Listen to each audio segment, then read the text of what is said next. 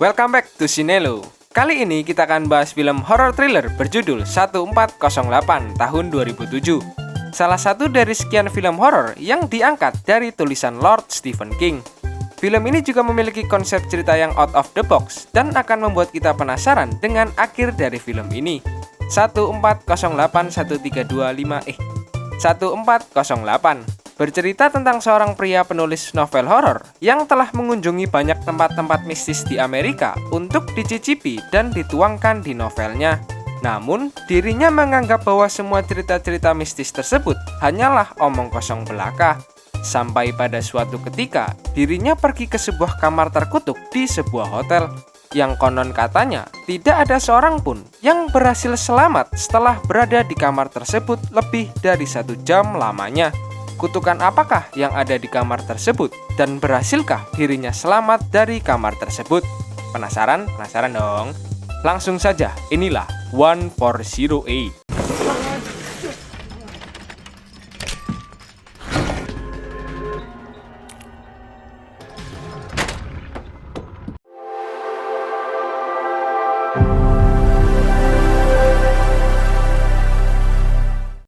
Di tengah derasnya guyuran hujan, seorang pria terlihat berkunjung ke sebuah motel untuk menginap.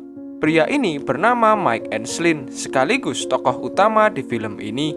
Diketahui, Mike merupakan seorang penulis buku novel yang menceritakan tentang ketidakpercayaannya dengan hal-hal yang berkaitan dengan supranatural. Dan tujuan dirinya datang ke sini, yakni untuk mengetes sebuah kamar di motel ini yang usut punya usut, konon katanya berhantu. Namun, setelah semalaman dirinya berada di kamar yang dimaksud, Mike tidak mendapati adanya kejadian-kejadian supranatural di sana alias Hingga tak terasa, hari sudah pagi dan Mike yang merasa telah membuktikan bahwa cerita mistis di sana hanyalah hoax, lantas pergi meninggalkan motel tersebut. You see her in the window? Yeah, there she is. People say that all of Sylvia's children died up there. Could I have one of those rooms? Singkat cerita, tibalah saat Mike menerbitkan buku terbarunya. Namun dapat kalian lihat, buku terbaru Mike tidak terlalu banyak peminat. Dan setelah menghadiri acara tersebut, Mike lalu pergi ke sebuah bar dan mencari-cari referensi untuk buku terbarunya. Sampai akhirnya, Mike menemukan sebuah surat yang ditunjukkan untuk dirinya, namun dengan pengirim tanpa nama. Di dalam surat tersebut terdapat foto serta alamat dari sebuah hotel di tengah kota New York bernama Hotel Dolphin, yang di sana juga terdapat tulisan "Jangan masuk ke kamar 1408". Melihat hal tersebut, sontak jiwa penasaran Mike membara. Mike lalu menelpon pihak hotel untuk memesan kamar tersebut. Namun anehnya, saat Mike ingin memesan kamar nomor 1408, pihak hotel malah terlihat menghalangi permintaan Mike. Yeah, hi, I'm calling about room 1408. Yeah, I'd like to stay in room 1408, please. That room is unavailable, sir. How about Saturday? It's unavailable. Following Tuesday? Unavailable. Next month? Unavailable. Next summer? Merasa cukup tertantang, Mike memutuskan untuk langsung pergi menuju Hotel Dolphin di New York City. Setelah tiba di lobi dan memesan kamar 1408, Mike langsung dihadapkan oleh sang manajer hotel yang bernama Nick Fury, yang bernama Olin. Olin lalu mengajak Mike untuk sedikit berbincang di ruangannya. Sesampainya di kantor, Olin terus-terusan membujuk dan meminta Mike untuk tidak menginap di kamar tersebut demi keselamatannya. Namun, karena Mike tetap ngeyel untuk menginap di kamar tersebut, Olin pun menceritakan sejarah dari kamar 1408. Olin menjelaskan bahwa sejak 95 tahun terakhir, ada sekitar 56 orang yang telah menginap di kamar tersebut. Dan fakta yang mencengangkan adalah tidak satupun dari 56 orang tersebut berhasil keluar hidup-hidup dari kamar 1408. Setidaknya setelah berada di kamar tersebut selama 1 jam lamanya. Atau bisa dikatakan sepanjang 95 tahun terakhir, semua orang yang menginap di kamar tersebut meninggal dunia. Ada yang meninggal bunuh diri dan juga ada yang meninggal dengan cara-cara yang tidak masuk akal atau magis. 95-year existence, seen 7 jumpers, 4 overdoses, 5 hanging, 3 mutilations. No one's ever lasted more than an hour. All told, there have been 56 deaths in 1408. Namun bukannya takut, Mike malah menganggap Olin hanya menakut-nakuti dirinya saja. Tidak ada jalan lain, Olin akhirnya berusaha untuk menyogok Mike dengan memberikan sebotol penuh miras mahal dan kamar gratis pada Mike, asalkan Mike mengurunkan niatnya untuk menginap di kamar 1408. Setelah berpikir, akhirnya Mike mengambil botol miras tersebut, tapi ternyata Mike tetap bersikukuh untuk menginap di kamar 1408 dan berkata bahwa tidak akan terjadi apa-apa pada dirinya. Alhasil, dengan berat hati, Olin pun mengantarkan Mike ke kamar 1408. Just give me the key. You know why I can stay in your spooky old room? As I know that ghoulies and ghosties and long-legged beasties don't exist. Very well. Come with me. Di dalam lift, Mike sempat bertanya pada Olin apakah kamar 1408 adalah kamar yang sangat kotor. Karena menurut informasi yang Mike baca, kamar 1408 sudah tidak dibersihkan selama 11 tahun lamanya. Oli pun menjawab bahwa Hotel Dolphin sangatlah profesional. Walaupun kamar tersebut terkutuk, pihak hotel tetap dengan rutin merawat kamar tersebut, seperti mengganti lampu dan sprei kasur. Pelayan hotel di bawah pengawasan Olin bekerja berpasangan selama 10 menit untuk membersihkan kamar 1408. Jadi pelayannya itu kayak bergantian gitu loh guys. Jadi pelayan A diberi waktu 10 menit untuk bersihin kamar, dan bakal gantian dengan pelayan B setelah waktu 10 menit itu habis. Jadi kayak shift-shiftan gitu guys. Dan mereka bekerja dengan pintu terbuka dan diawasi langsung oleh Olin. Namun walaupun demikian, sempat ada suatu kejadian di mana salah satu pelayan hotel terkunci di kamar mandi, dan saat dikeluarkan, pelayan tersebut ditemukan tidak meninggal, melainkan buta akibat mencungkil matanya sendiri dengan sebuah gunting. Ini semua tidak masuk akal karena di dalam kamar mandi tersebut tidak ada gunting dan pelayan tersebut hanya terkunci dalam kurun waktu yang sangat singkat. We're very professional. 1408 gets a light turn once a month. Stay 10 minutes and insist the door remain open. A few years ago, a young maid from El Salvador found herself locked in the bathroom. We pulled her out. She's dead. No. Blind. Taking a pair of scissors, gouged their eyes out. Only there for a few moments. Sebelum masuk ke kamarnya, Mike sempat melihat seorang ibu muda bersama bayinya yang menginap tepat di sebelah kamar Mike, yakni kamar 1410. Setelah berada di dalam kamarnya, Mike pun langsung mengeksplor tempat tersebut. Faux antique armoire, floral wallpaper, painting of a schooner lost at sea, woman reading bedtime stories to a group of deranged children. Pada awalnya, semua berjalan dengan normal-normal saja, sampai saat Mike membuka jendela dan secara tiba-tiba radio yang berada di meja lampu secara tiba-tiba menyala dan memutarkan sebuah lagu. Di sana, Mike juga menemukan 2 batang coklat yang tiba-tiba berada di atas bantal. Di sini, Mike mulai mendapatkan kejadian-kejadian aneh, seperti tisu yang kembali rapi, lukisan mengeluarkan suara, dan Mike yang mendapatkan penglihatan tentang korban-korban yang meninggal di kamar tersebut.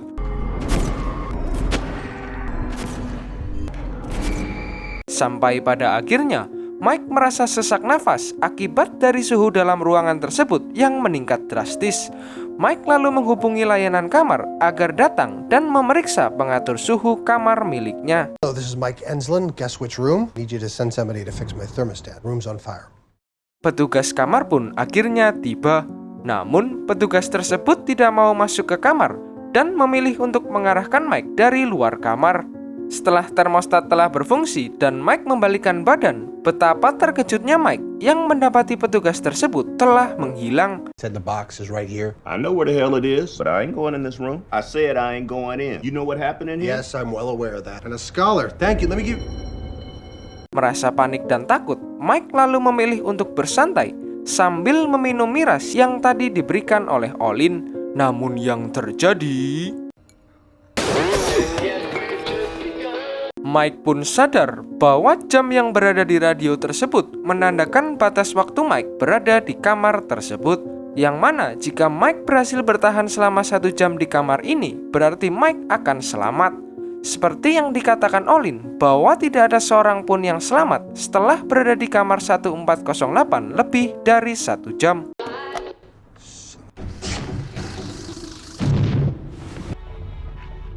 Nobody lasts more than an hour. Lalu secara tiba-tiba, suasana menjadi sangat senyap, seakan-akan ruangan tersebut kedap suara. Mike pun mencoba berteriak keluar jendela, namun jendela malah tertutup sendiri, yang mengakibatkan tangannya terluka.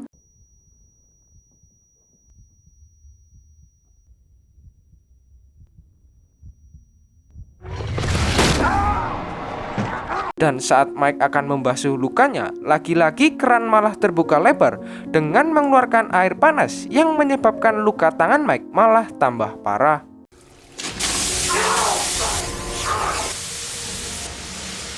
Merasa bahwa kamar ini benar-benar berhantu, Mike lalu berusaha menghubungi lobby untuk minta check out. Namun, petugas di telepon malah tidak menghiraukan perkataan Mike dan terdengar berbicara dengan tidak jelas. I'm checking out. I'm hurt. There's going to be a 10-minute delay with your sandwich. What are you talking about? Call me a cab to the nearest hospital. I'm hurt. Keep your dry cleaning out by 10 a.m. We'll have it pressed and returned by 5. You understand? My goddamn hand is hurt. Mike yang semakin panik pun bergegas untuk keluar kamar, namun sudah jelas pintu kamar tersebut tidak dapat dibuka. Masalah klasik. Mike lalu meminta pertolongan dengan berteriak keluar jendela.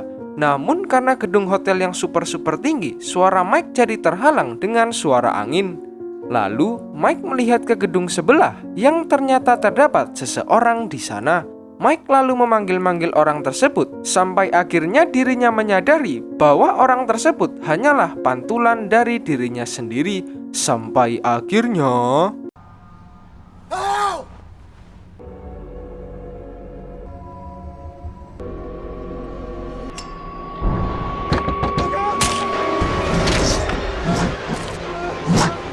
dan ternyata itu hanyalah halusinasi Mike saja. Di tengah ketegangan yang dihadapi Mike, secara tiba-tiba TV menyala dan menunjukkan sebuah rekaman lama Mike bersama istri dan anaknya. Di sini diketahui bahwa putri Mike yang bernama Kathy telah meninggal dunia karena sakit, dan akibat dari kematian Kathy, Mike jadi tidak lagi kontak-kontakan dengan istrinya yang bernama Lily. Di rekaman tersebut terlihat suasana keluarga kecil Mike yang begitu bahagia dan harmonis. Mike yang mengingat semua kenangan-kenangan indah keluarganya hanya dapat menangis. Ladies and gentlemen, welcome to the Katie Evelyn. Tak lama setelahnya, Mike lalu diberi penglihatan oleh para korban-korban kamar tersebut dari masa ke masa.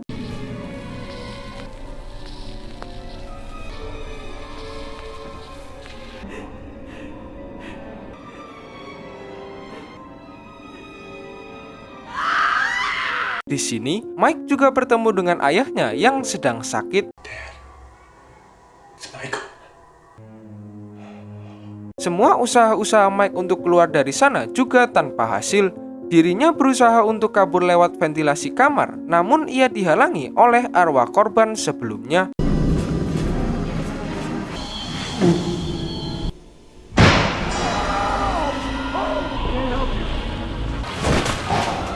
Mike juga mencoba pergi ke kamar sebelah melewati jendela, namun yang terjadi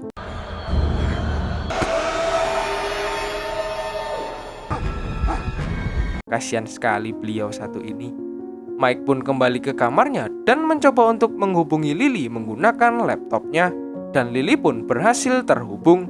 Namun belum lama Mike menghubungi Lily, tiba-tiba smoke detector di kamar tersebut menyala dan mengakibatkan laptop milik Mike rusak dan mati. Termostat juga rusak dan mengakibatkan suhu di ruangan tersebut menurun drastis. Dengan membakar kertas-kertas dan terus meminum mirasnya, Mike bertahan dari suhu dingin di sana, dan secara tiba-tiba laptop milik Mike menyala kembali dan dapat digunakannya. Dan yang terjadi, Perfect. Just come on. Come now. Get here. Don't talk to anybody. Just come straight up to the 14th floor. Come on. Good. Right there. It's like that, sweetie. secara tiba-tiba ruangan tersebut hancur dan lukisan di dinding menjadi nyata, serta mengeluarkan air laut yang langsung membanjiri ruangan tersebut. Mike yang kehabisan tenaga pun akhirnya pingsan dan tenggelam di sana. Ya belum dong, hehe.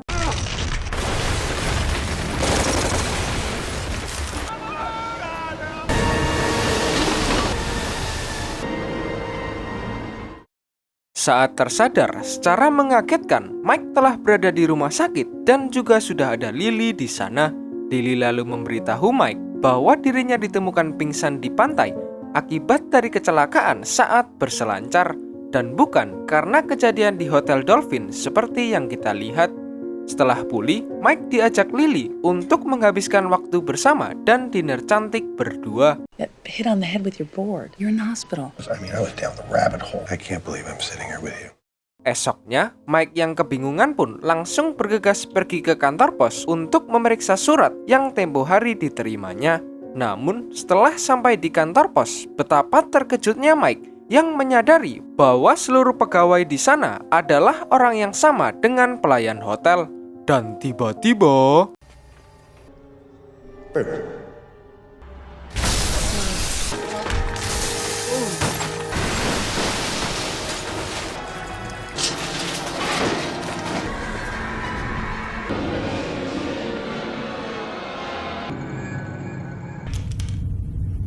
Kepala dan pikiran Mike terasa pusing dan akhirnya dia kembali terbawa ke kamar 1408 yang dimana kini terlihat kondisi kamar tersebut yang telah hancur dan terbengkalai.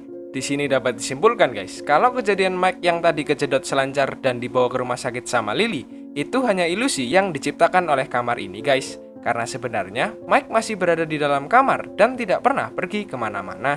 Mike yang sudah muak dan frustasi lalu secara mengejutkan melihat sebuah pintu putih yang tiba-tiba berada di belakangnya.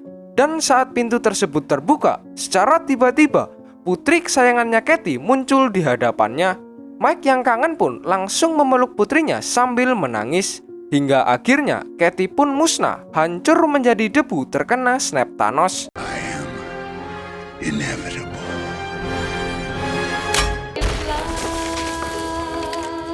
Dengan rasa sangat putus asa, Mike terbaring di lantai dan dengan tidak sengaja melihat waktu di radio yang telah menunjukkan waktu 1 jam, yang menandakan dirinya telah berhasil melewati 1 jam di sana. Mike tersadar di kamar 1408 dan lulu, dirinya malah mendapati waktu di radio kembali menghitung mundur. Saat duduk santuy di jendela, akhirnya Mike pun menyadari bahwa satu-satunya jalan keluar dari kamar ini hanyalah kematian.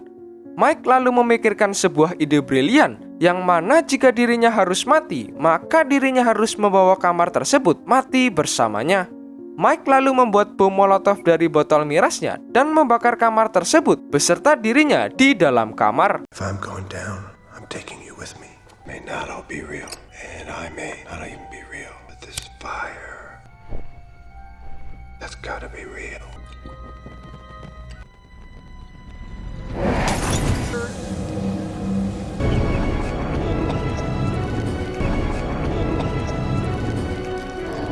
Seluruh pengunjung hotel pun dievakuasi keluar dan juga terlihat Lily yang telah sampai di hotel tersebut. Namun semuanya telah sia-sia. Mike yang masih berada di kamar 1408 pun akhirnya meninggal dunia.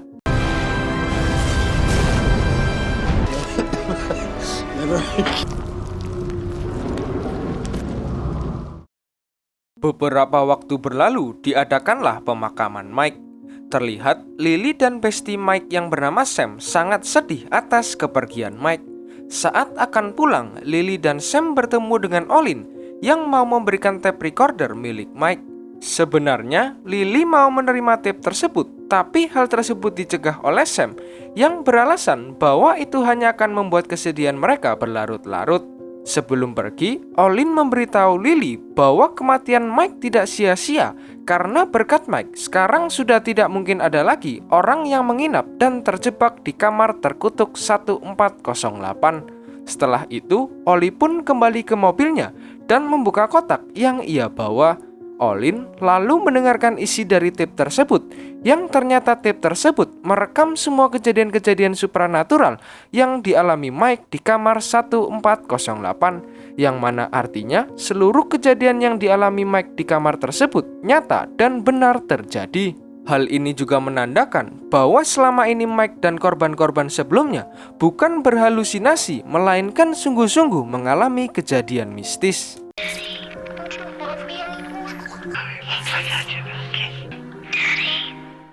Di akhir film, kita dibawa kembali ke Hotel Dolphin, yang mana di sana terlihat arwah Mike dengan perasaan lega pergi meninggalkan kamar 1408.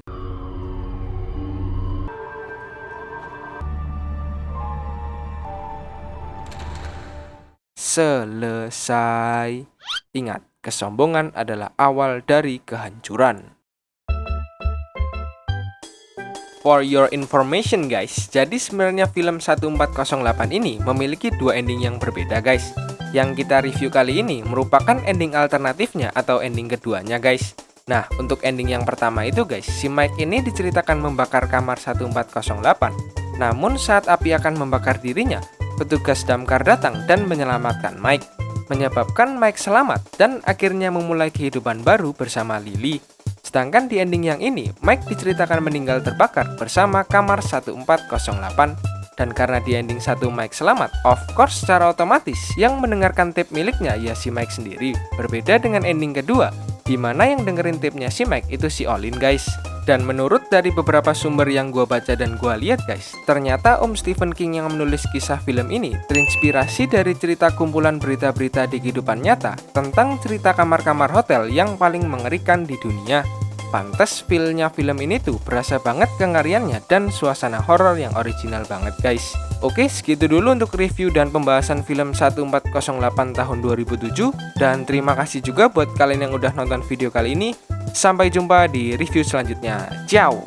Subscribe ke channel Sinelo Studios.